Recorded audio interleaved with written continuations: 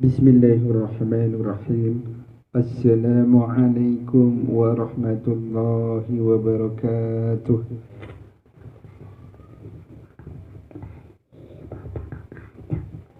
Innal hamdalillah nahmaduhu wa nasta'inuhu wa nastaghfiruh wa na'udzu billahi min shururi anfusina wa min sayyiati a'malina.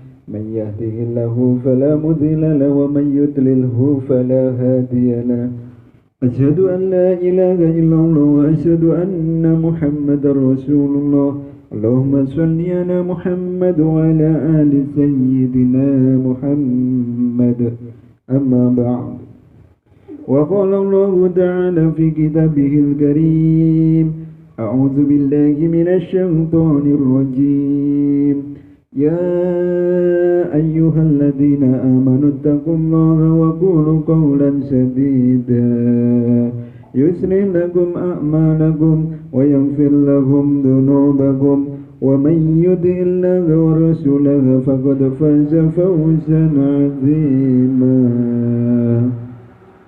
وقال أيضا كل نفس ذائقة الموت وقال رسول الله صلى الله عليه وسلم من سلك طريقا يلتمس فيه علما سهل الله له طريقا إلى الجنة وقال أيضا من خرج في طلب العلم فهو في سبيل الله حتى يرجع. Barang siapa yang keluar untuk perkara ilmu, maka sesungguhnya ia dalam keadaan jihad fisabilillah hatta yarji, sampai dia kembali. Au maqala qala Rasulullah sallallahu alaihi wasallam. Alhamdulillahirabbil alamin. Kullu nafsin dha'iqatul maut.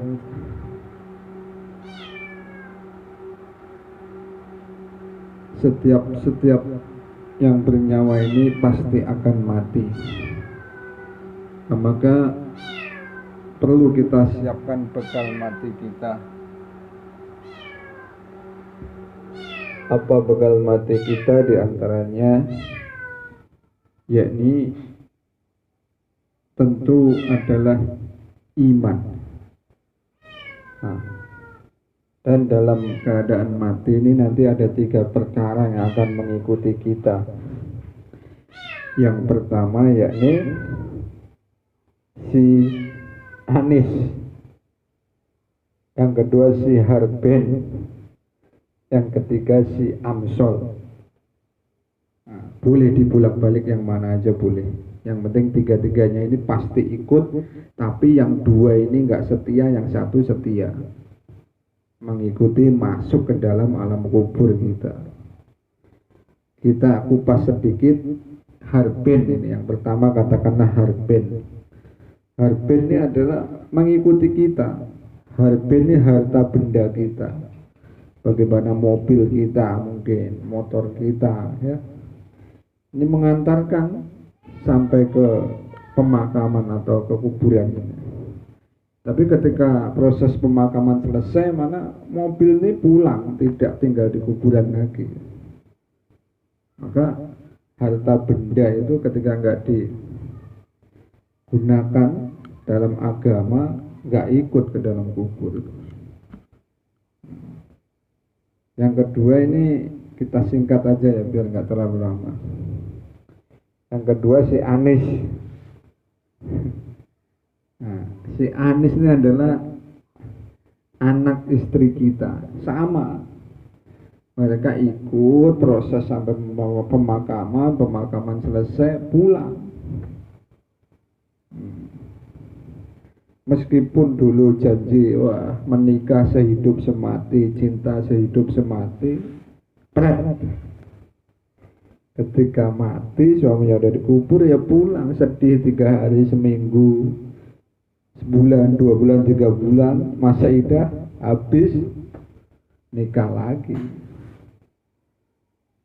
Nah itu kemungkinan bisa terjadi, sangat mungkin. Maka ketika kita tadi, kalau harta benda kita balik yang pertama tadi, kita tidak pergunakan sebaik-baiknya, kita ambil seperlunya, kita maksimalkan untuk agama, maka harta kita yang banyak takutnya menjadi hak waris.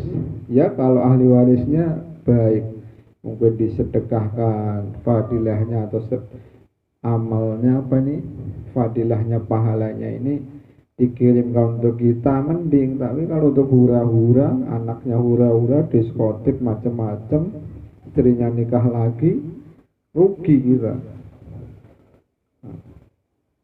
Maka namanya harben, anis nih, kalau nggak dididik secara benar, nggak digunakan secara benar, maka akan bikin sengsara kita.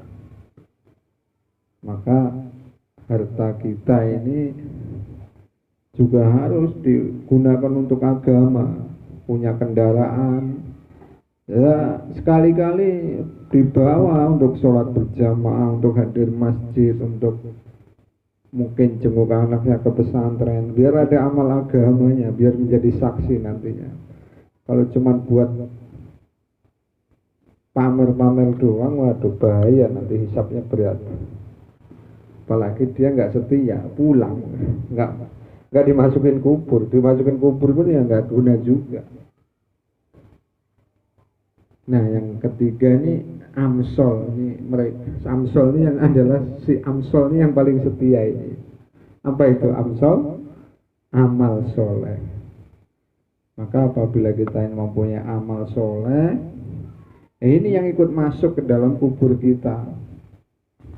Bagaimana kita punya amal-amalan baca Al-Quran ya, mau tidur baca tabarok, maka ini akan bela kita habis-habisan ketika terjadi hisab kubur atau siksa kubur. Mungkar nakir datang dipeluk kita amal tabarok ini, karena si penerang kubur ini adalah bacaan Al-Quran, pelindung kita. Jadi salah satu fadilah tabarok juz 29 itu awal, salah satunya ya ini akan menjadi pembela kita di dalam kubur. Nah, seperti itu. Maka penting Amsol, amal soleh. Kita sholat di awal waktu ya, waktunya puasa, waktunya zakat, waktunya haji bila mampu ya, itu adalah amal soleh. Dan sekaligus juga harus dibarengi dengan iman atau rukun iman itu. Ada iman kepada Allah, iman kepada malaikat, kitab Allah, Rasulnya, dan seterusnya itu. Maka kalau berjalan seiring, rukun Islam dan rukun iman ini menjadi amsol kita, yang bisa menjadi bekal di hari kubur kita dan selanjutnya. Apabila kita amsolnya semakin banyak, maka kubur kita ini menjadi luas seperti luas mata memandang, akan dibukakan dari pintu-pintu surga, harum, wangi, dingin, Masya Allah. Tapi kalau kita nggak punya amsol, cuman bangga dengan harben, bangga dengan anis, nah amsol harbennya dan anisnya nggak digunakan dengan yang benar, nggak dididik dengan benar, maka akan celaka, tidak bisa menolong kita atau membantu kita di dalam kubur dan selanjutnya. Yaitu tadi sedikit daripada penjelasan siapa si anis, siapa si harben, siapa si amsol. Maka itu hanya kiasan atau tamsilan para ulama aja agar kita ini menjadi lebih mudah untuk memahami agama. Karena kalau terlalu bulat tinggi-tinggi ya kelas-kelas saya ini ya pusing. Nah, tapi dengan tamsilan-tamsilan yang mudah dimengerti ini, insya Allah kita diberi paham. May yuridillahi bi khairan yufaqihu fiddin. Apabila manusia ini dikehendaki baik oleh Allah Subhanahu wa taala, maka dipahamkan dalam perkara agama. Doa terus kita, ya Allah, yufaqihu fiddin, ya Allah, yufaqihu fiddin, ya Allah. Penting itu. Kalau pahamnya dunia ya nanti dunia terus. Tapi kalau kita dikasih paham agama, dunia pun pasti paham.